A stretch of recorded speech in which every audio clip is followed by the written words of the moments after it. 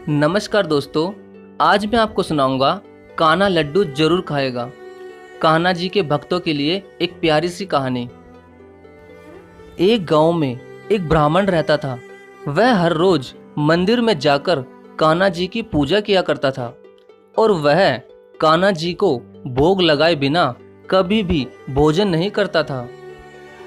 लेकिन उस ब्राह्मण की पत्नी उससे हमेशा ही चिढ़ती रहती थी, क्योंकि वो ब्राह्मण हर बात में पहले कान्हा जी को याद करता था और सुबह सबसे पहले वो कान्हा जी को ही भोग लगाता था। और हमेशा ही, चाहे दिन हो या रात, वो कान्हा जी का नाम लेता रहता था। एक दिन ब्राह्मण की पत्नी ने घर में कुछ लड्डू बनाए, तो ब्राह्मण ने अपनी पत्नी से कुछ लड्डू लेकर कहा कि ये लड्डू पहले मैं मंदिर जाकर कान्हा जी को खिलाकर आता हूँ, फिर बाद में हम सब मिलकर खाएंगे। अपने ब्राह्मण पति की बात सुनकर उसकी पत्नी बहुत गुस्सा होकर बोली कि कभी कोई पत्थर की मूर्ति भी भला लड्डू खा सकती है? जो तुम रोज उस तुम्हारे कान्हा को खाना खिला खिला कर आते हो, आज तुम ये लड्डू बिना कान्हा की मूर्ति को खिलाए घर में वापस मत आना। और अगर कान्हा की मूर्ति को बिना लड्डू खिलाए घर वापस आए तो भूल जाना अपने उस कान्हा को। अब मैं भी देखती हूँ ये लड्डू वो मूर्ति कैसे खाती है। पत्नी की ऐसी बात सुनकर वो ब्राह्मण आंखों में आंसू लिए लड्डुओं की थाली लेकर अपने कान्हा के मंदिर पहुंच जाता है। मंदिर में पहुंचकर वो कान्हा जी की मूर्ति के आगे लड्डुओं की थाली रखकर रोता हुआ कहता है कि कान्हा, आज तुम मेरे सामने ही ये सारे लड्डू खाओगे। आज कृपा करके तुम मेरी लाज रख लेना कान्हा जी। लेकिन अब तो कान्हा जी के आगे लड्डुओं की थाली रखे हुए बहुत देर हो चुकी थी और उन्होंने वो लड्डू अब तक नहीं खाए थे। और उस वक्त मंदिर में भी काफी भीड़ लग चुकी थी और अब तो शाम भी हो चुकी थी, मगर कान्हा जी लड्डू खाने अब तक नहीं आए थे। तब गुस्से में ब्राह्मण ने कान्हा जी की मूर्ति के सामने खड़े होकर कहा कि कान्हा, मेरी पत्नी ने बिल्कुल सही कहा था कि पत्थर कभी प्रसाद नहीं खा सकते, मगर मैं ही पागल था जो कि तुम्हें रोज अपने आप से पहले खाना खिलाता था। और ये कहकर वो लड्डुओं की थाली लेकर घर जाने लगता है। तभी रास्ते में उस ब्राह्मण के सामने एक पुराने कपड़े पहने एक बड़ी आंखों वाला सुंदर सा बालक खड़ा होकर कहता है कि जरा रुको ब्राह्मण, मुझे एक लड्डू तो देते जाओ, मुझे बहुत भूख लगी है। तभी वो ब्राह्मण उस बालक को लड्डू देने से मना करके आगे जाने लगता है। तो वो बालक पीछे से जैसे ही उस ब्राह्मण की लड्डुओं की थाली उछलकर पकड़ने की कोशिश करता है, तो अचानक उस ब्राह्मण के हाथों से वो लड्डुओं की थाली नीचे मिट्टी में गिर जाती है और वो सारे लड्डू भी नीचे मिट्टी में गिर जाते हैं।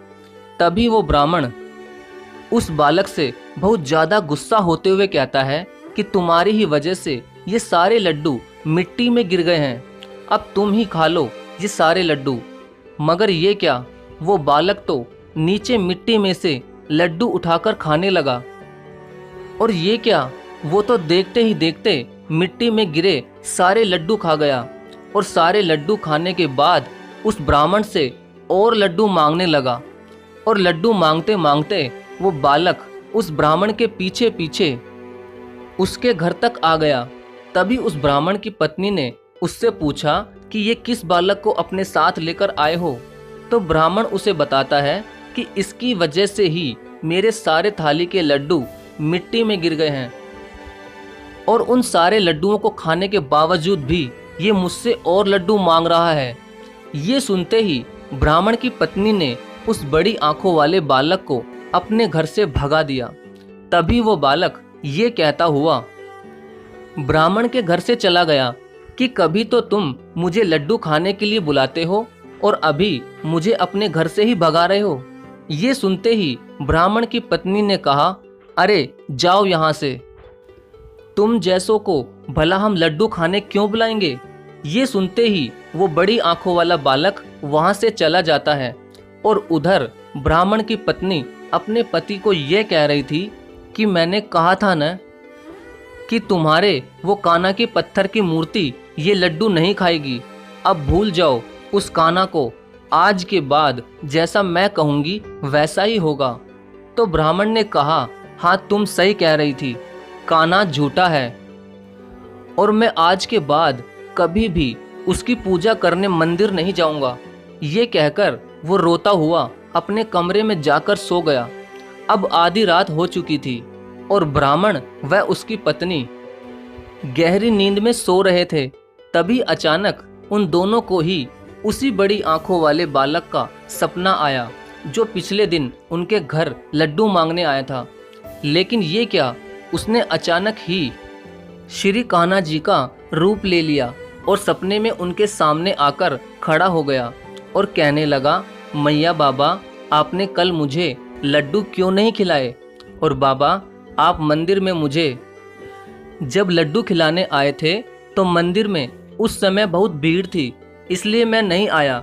लेकिन जब आपको मैं रास्ते में मिलने आया और आपसे लड्डू मांगे तो आपने मुझे लड्डू क्यों नहीं दिए बाबा? उस समय मुझे बहुत भूख लगी थी बाबा, और फिर जब वो लड्डुओं की थाली नीचे मिट्टी में गिर गई तो मुझे मिट्टी लगे हुए लड्डू खाने पड़े और मेरे मुंह में बहुत सारी मिट्टी लग गई बाबा। कान्हा की ये बात सुनकर ब्राह्मण सपने में बहुत फूट फूट कर रोने लगा और कहने लगा, प्रभु मुझे माफ़ कर दो, मेरी ही वजह से आपको वो मिट्टी लगे हुए लड्डू खाने पड़े और मैं भी कितना मूर्ख हूँ जो कि मैं आपको पहचान नहीं पाया। मुझे क्षमा करे प्रभु, मुझे क्षमा करे। तभी ब्राह्मण की पत्नी भी रोने लगी और कान्हा जी से कहने लगी कि प्रभु सारी गलती तो मेरी ही है, मुझे कभी भगवान में विश्वास ही नहीं था कान्हा, इसीलिए मैं अपने पति को हमेशा मंदिर जाने के लिए मना ही करती थी।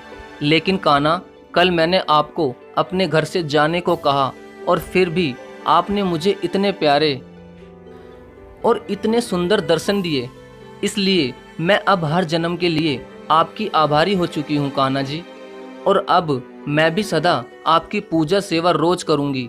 तभी कान्हा जी ने कहा कि तुम दोनों हमेशा तुम्हारे घर आए किसी भी गरीब को कुछ दिए बिना या कुछ खाना खिलाए बिना कभी मत भगाना, और अगर तुम्हारे पास उस समय कुछ भी ना हो तो तुम कभी उसका अपमान मत करना और हमेशा ही गरीबों की भलाई ही करना। तुम दोनों ये सब करोगे तो समझो कि तुम मेरी ही पूजा सेवा कर रहे हो। और हाँ मैया बाबा, मुझे प्रेम करना तुम भूल मत जाना, बस मैं तो आपके प्रेम का ही भूखा हूँ।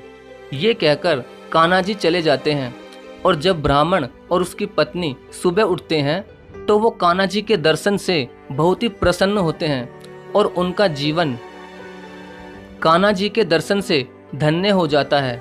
तो दोस्तों, आपको ये कान्हा जी की प्यारी सी कहानी कैसी लगी कमेंट करके ज़रूर बताना दोस्तों। और अगर आपको ऐसे ही कहानियाँ सुनना पसंद है तो प्लीज़ चैनल को सब्सक्राइब ज़रूर करें। और हाँ दोस्तों, सब्सक्राइब करने के बाद बेल नोटिफिकेशन का बटन ज़रूर दबाएं ताकि आने वाली वीडियो आपको सबसे पहले मिले। धन्यवाद। जय श्री कृष्णा।